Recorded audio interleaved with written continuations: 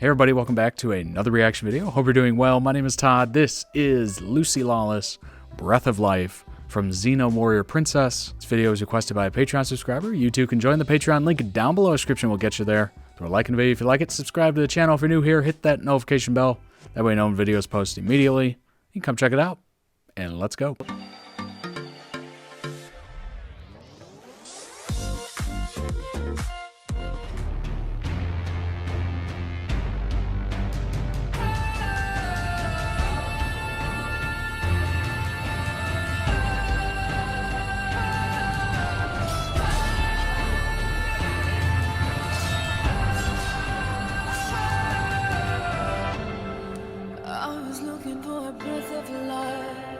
A little touch of heavenly light, but all the choirs in my head sing oh, to get a dream of life again, a little vision. I'm sorry for all the times I didn't treat you right, but all the choirs in my head sing oh, you brought out the best in me. but I need one more touch, another taste of heavenly rush. You're all that matters to me. There is a reason for our travels together. Because I had to learn from you. Enough to know the final, the good, the right thing to do.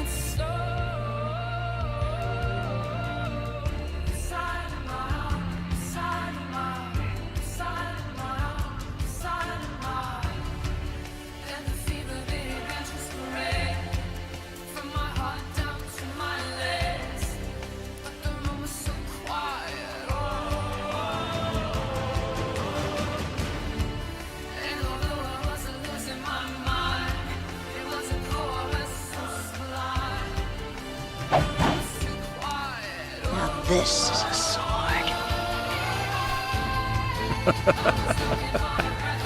You call that a knife? This is a knife.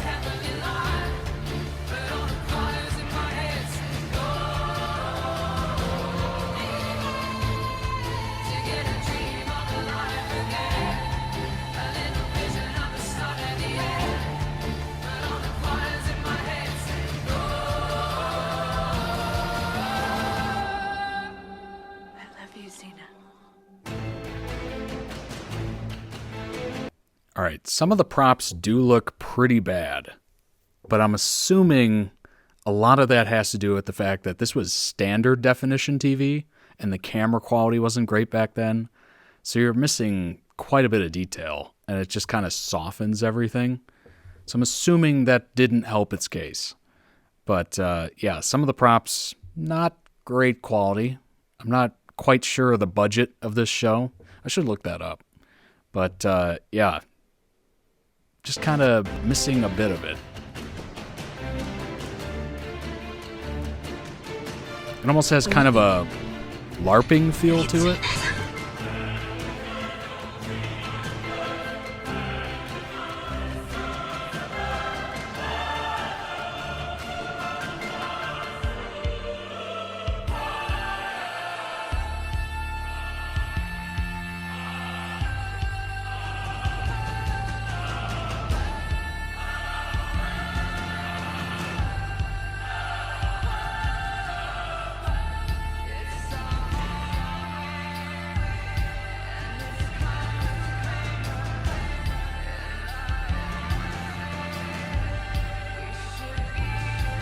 You taught me that there are things in life worth dying for.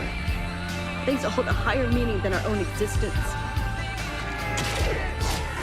True.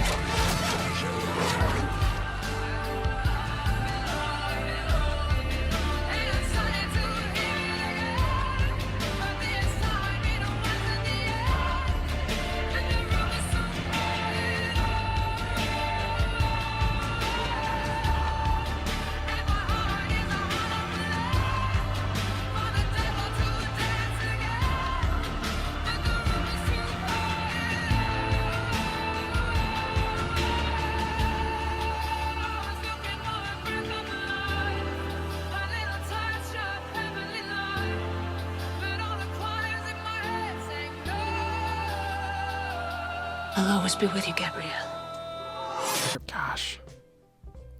What I read just here is that the show faced a reduction in budget in the final 2 years, plus a noticeable dip in ratings and in some cases quality. A consecutive run of 3 extremely poor episodes in the 5th season were almost unforgivable.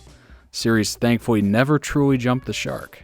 Yeah, I don't have a number for how much it actually cost per episode, which I don't know if it's even possible to look that information up, but I'll see if I can find it. If I can, I'll edit it in here somewhere, but I'm assuming I'm just not going to be able to find that information. Link down below in the description for the original edit. Go throw it some love. All right, so I went ahead and actually found an article that just kind of questions things in the show. Not exactly sure if any of these are true. Maybe you can help out down below in the comments, but these might be something fun for you to dispute or talk about. Stunt doubles that look nothing like the actors. Interesting. Actually, a lot of movies deal with that too. I mean, they never are perfect. Sometimes you can really see it, especially in like blockbuster movies too, because everyone's paying attention to everything that's going on.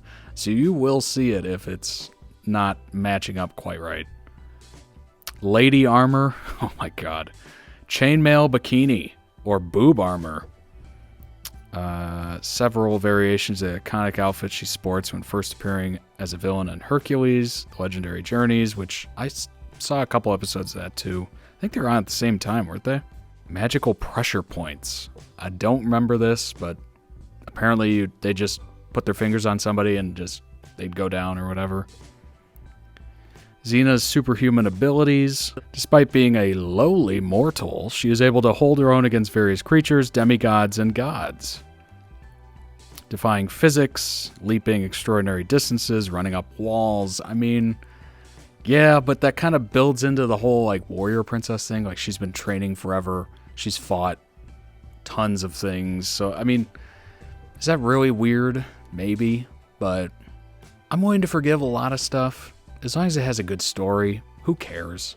You know, you gotta suspend your disbelief to a certain extent with everything. So she runs up some walls.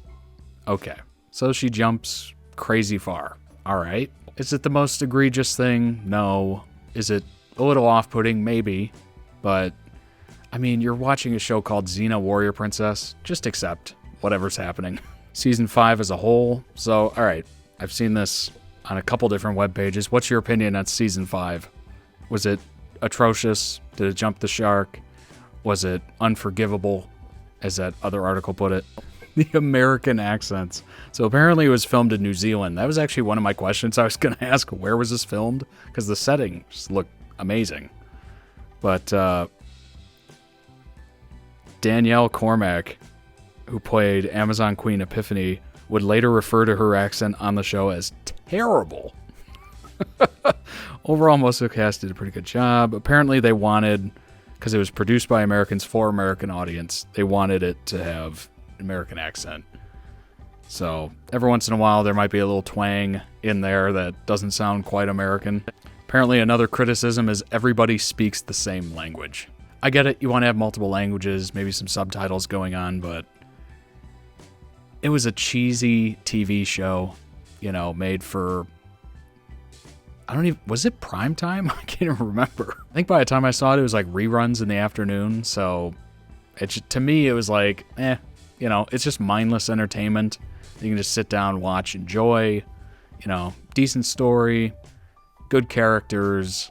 At that point, you're just nitpicking. Like, why isn't this the Lord of the Rings of TV shows? It's like, well, number one, they probably didn't have the budget. And number two, they probably didn't have the time to do it.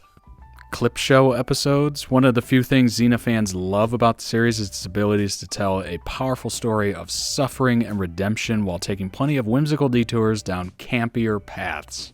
Campy is a great way to describe it. It's not over the top. It's not, you know, Lord of the Rings. It's not something Star Wars. Like, it's just like, whoa, you know, it's very much like something that, you know, went together pretty quick. They didn't put a lot of time into any, like, effects or anything like that. It just looks unpolished, I guess you could say. I don't know. Do you agree with any of those? It seemed like Gabrielle and Xena had a very good friendship. Obviously, they were close. They were besties.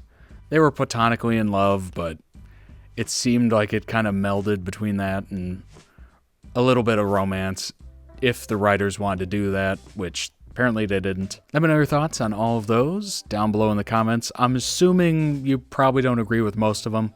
I mean, a lot of those arguments are weak. It's like, all right, what do you expect? You know, if this had like cinema timeline where you could just spend a year working on it or something, great. If it had Guardians of the Galaxy 3 budget, it would just be amazing, but it doesn't. This was a show that came out in the late 90s, I think. It's just not going to have that feel. It's very campy. They were able to do more with less, and if you can pull that off as a showrunner, you're doing great things. Thanks so much for watching. I appreciate it. Link down below in the description for the Patreon. I will see you on the next one. Take care of yourselves. Bye-bye.